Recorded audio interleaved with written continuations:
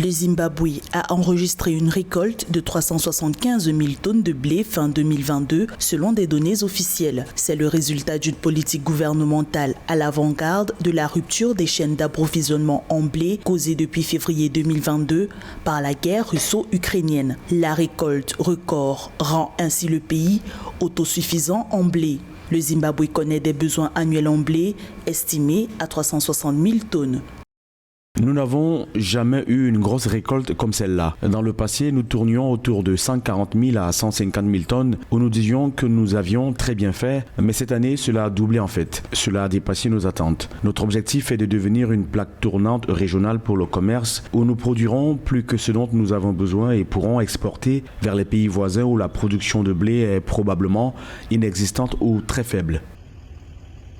Le secret de la réussite du programme public de développement de la filière céréalière, qui a principalement supporté la culture du blé, repose sur la participation du secteur privé. Plus de 33% du financement de la campagne agricole 2022 de cette spéculation a été apporté par les entreprises privées. Jusqu'ici, l'État seul finançait 100% de la culture du blé dans le pays.